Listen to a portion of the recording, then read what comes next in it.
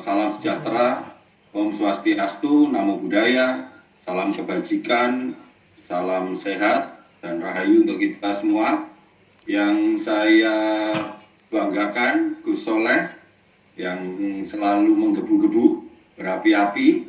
Kemudian ada banyak tadi, ada Mas Rudi, ada senior Pak Badri, kemudian ada siapa lagi ya? Ada Sylvester, Bro Sil, kemudian ada Jeng Sami, ada Bro Aidil udah masuk belum ya? Bro Aidil juga udah ada kelihatannya. Kemudian moga-moga Bang Yanes belum masuk kelihatannya. Bang Yanes, kemudian ada Monisha, Sisrum, sama senior juga ini Pak Suhadi. Baik teman-teman semua, kalau tadi Gus Soleh memulai dengan pertanyaan ini mewakili istana atau mewakili relawan, saya lebih kalau udah kumpul kayak gini ini lebih seneng mewakili relawan, Gus. Karena kalau mewakili istana udah pasti banyak sekali, Gus. Tembakan-tembakan yang harus atau penjelasan-penjelasan yang harus dijabarkan begitu. Tetapi memang kita tampaknya memang perlu kembali teman-teman untuk duduk bersama, untuk berkumpul bersama. Saya hanya ingin mengingatkan begitu, ketika tahun 2014, 2019, 2014 kita punya tugas untuk kita turun kembali ke masyarakat, kita menyampaikan visi dan misi Presiden. Waktu itu pertarungan cukup keras dan kita meyakinkan kepada masyarakat bahwa pilihan Presiden Jokowi itu adalah pilihan yang terbaik. Dan alhamdulillah periode pertama bisa kita lalui dan banyak sekali kemajuan-kemajuan, progres-progres yang sudah dilakukan oleh pemerintahan Presiden Jokowi. Seluruh tim bergerak, seluruh relawan juga bergerak dengan berbagai inisiatif. Lalu kembali lagi kita turun di tahun 2019 ketika sama lagi dengan pertarungan yang sama, bahkan tampaknya lebih keras lagi karena isu agama begitu kuat, isu politik identitas begitu mengemuka. Saya hanya ingin mengingatkan untuk reminder untuk kita semua bahwa kita itu sebenarnya kita punya tugas moral, kita punya panggilan zaman, bahwa pilihan jalan politik yang kita ambil hari ini, pilihan untuk menjadi relawan. Kalau saya lebih mendefinisikan bukan relawan, tetapi pilihan jalan politik non-partai untuk terus memberikan kontribusi bagi bangsa dan negara adalah pilihan yang mulia. Kenapa ini menjadi pilihan yang mulia? Saya yakin di tengah segala problematika kehidupan yang dialami oleh teman-teman pada hari ini, dengan segala permasalahannya, baik permasalahan ekonomi, permasalahan di sekitar kita, saya harus benar-benar memberikan apresiasi bahwa kita masih tetap memilih jalan ini. Ini bukan jalan yang mudah, karena persis seperti yang disampaikan oleh Gus Soleh, saya termasuk salah satu yang mungkin beruntung bisa bergabung dalam sistem ini, sehingga akhirnya saya bisa mengerti benar bagaimana semua proses-proses ataupun tahapan-tahapan yang dilakukan oleh pemerintahan Jokowi dalam menghasilkan suatu kebijakan, dalam memutuskan suatu langkah, dalam bergerak menuju satu titik. Bukan perkara yang mudah. Banyak sekali hambatan dan tantangan yang kita hadapi.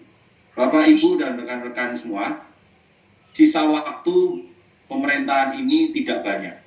Hanya tinggal 2,5 tahun. Kalau hitungan saya kemarin dalam hitungan hari tinggal 953 hari kalau nggak salah. Kalau kita menghitung sampai tanggal 20 Oktober 2024. Artinya dalam sisa waktu yang tidak banyak ini, itu semakin lebih sedikit lagi sisa waktu. Karena kalau kita hitung tahun politik, kalau Pilpres nanti tetap Pilpres dilaksanakan pada Februari 2024, maka gegap gempitanya, euforianya, suasana politik kebatinannya itu sudah akan dimulai di awal tahun 2023. Kalau kita hitung secara waktu hanya tinggal 10 bulan hari ini, maka ada beberapa tantangan-tantangan teman-teman yang saya betul-betul ketika semua mengatakan kita harus tegak lurus, maka saya kemarin tanpa ambil pikir panjang, tanpa pertimbangan, ketika teman-teman bergabung, saya menyatakan ya kita harus tegak lurus sampai 2024 selesaikan. Banyak tantangan yang harus kita hadapi. Salah satunya kalau kita berhitung tahun politik hanya tinggal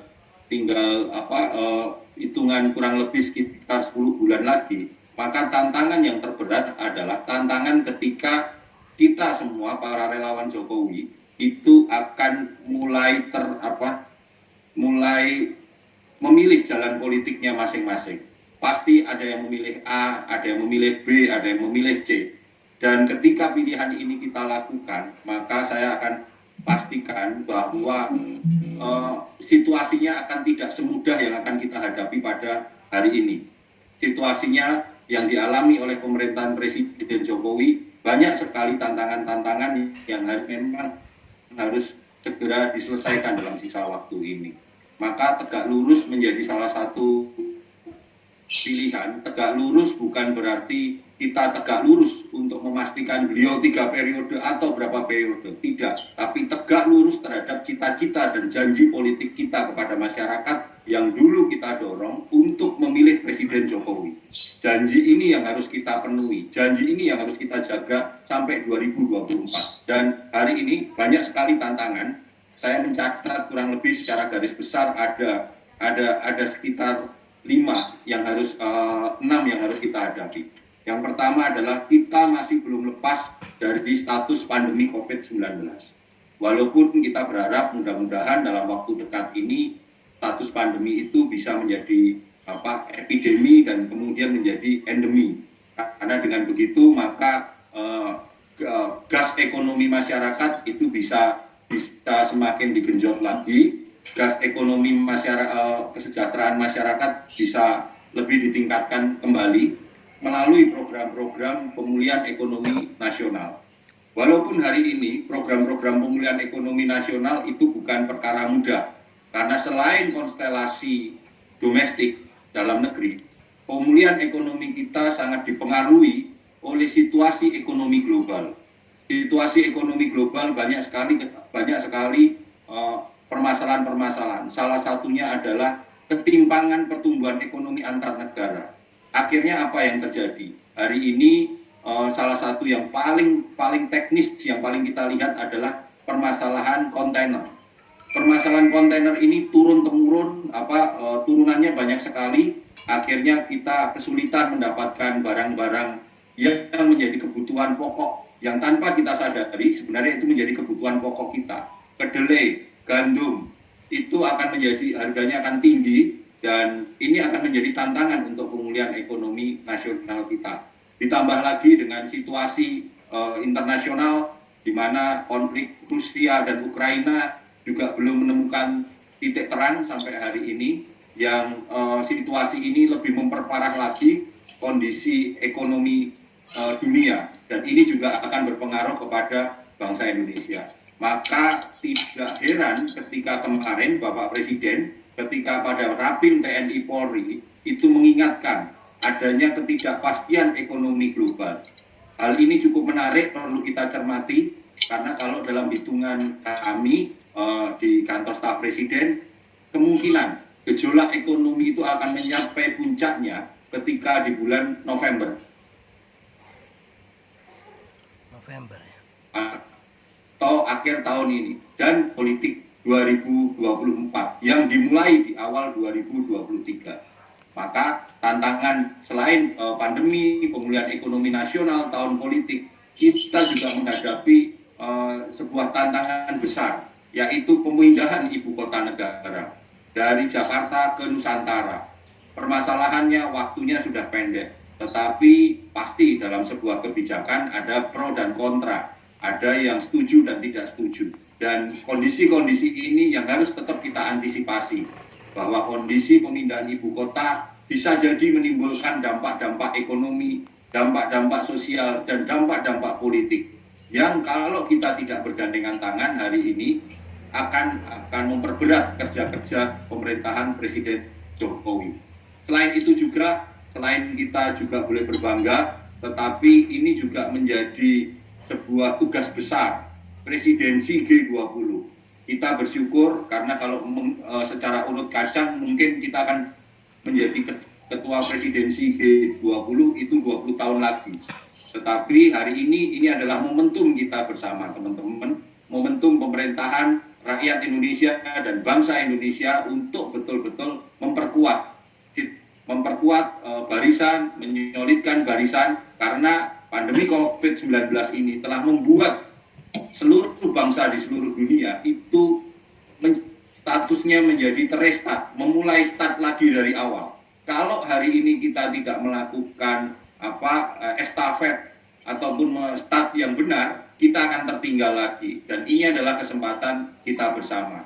Bapak, Ibu, dan rekan-rekan semua, saya dalam kesempatan ini ingin memohon bantuan. Kalau kata Gus sebagai orang istana gitu, sebagai orang dalam pemerintahan Presiden Jokowi, kami benar-benar ingin memohon bantuan kepada seluruh relawan Jokowi di seluruh Indonesia. Tetaplah menjadi telinga Presiden, tetaplah menjadi mata Presiden, tetaplah menjadi perpanjangan Presiden untuk bisa kita mengawal isu-isu kerakyatan. Kami di kantor staf Presiden selalu terbuka terhadap berbagai laporan dan masukan. Saya dan tim sampai hari ini terus-menerus kita menindaklanjuti berbagai laporan-laporan itu. Apa tujuannya? Sekali lagi bukan ada tujuan yang lain, tujuannya cuma satu. Kita ingin mewujudkan janji Presiden Jokowi ketika 2014 menunjukkan bahwa negara hadir. Kehadiran kami di berbagai permasalahan dan persoalan adalah sebagai bentuk upaya mewujudkan cita-cita itu. Maka langkah ini tentu tidak akan berjalan dengan baik, Bapak, Ibu, dan rekan-rekan semua, kalau sekali lagi tanpa bantuan relawan Jokowi. Karena relawan Jokowi yang mengerti spiritnya Presiden Jokowi, relawan Jokowi yang mengerti arah ideologi perjuangannya Presiden Jokowi. Dan sekali lagi, antara Presiden Jokowi dengan relawan Jokowi adalah satu nafas, satu detak jantung, satu langkah kaki yang sama, saling menguatkan.